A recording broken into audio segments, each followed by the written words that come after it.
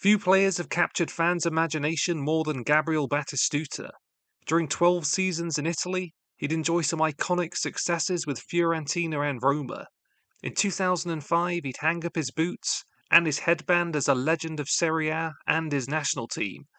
But what happens if you move him to the present day on FM24? Let's find out.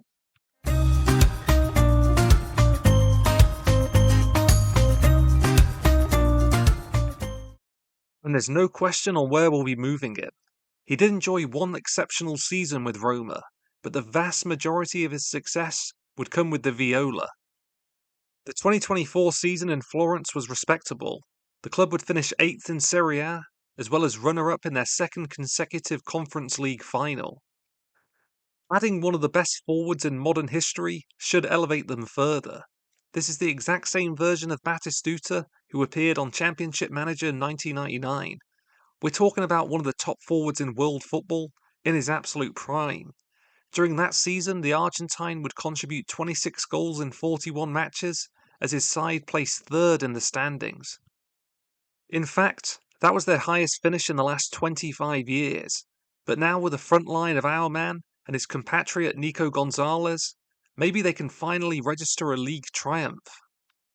For this season, they'll be lining up as a 4-2-3-1. Batistuta should thrive as a lone forward. Let's move through the season and see what happens. With 16 points and 6 goals by Batistuta, Fiorentina safely navigated their way into the knockout rounds. In the round of 16, Batagol would score the first as his side triumphed 3-0 on aggregate against Mulder. The next round surprisingly turned into an annihilation of Ajax. The Argentine bends his run cleverly to get in behind, before firing past his compatriot Rulli. Following a 2-1 victory in the first leg, he was hungry for more. Some great build-up play in the midfield leads to the ball being squared, and he won't miss from there. The Viola are in the final. And in it they face Lille. In the 92nd minute, the legendary number 9 scores the go-ahead goal. Unfortunately, a late equaliser would deny them. Another goal from Batistuta puts his team on the cusp. But it wasn't meant to be. Despite scoring twice, Gabriel would miss the only penalty as the trophy eludes them at the final hurdle. He can still leave with his head held high though. During the Europa Conference League campaign, he finished second top goal scorer, averaging a goal every 91 minutes. But let's see what impact he can have in Serie A. It actually took 5 matches for him to break his Serie A duck, but it was worth it. Clever set piece straight from the training ground, finds our man in space on the edge of the box, and what a finish. Against Napoli, he demonstrates his elite pace and power, gathering possession with his back to goal as he runs past his opponent before converting.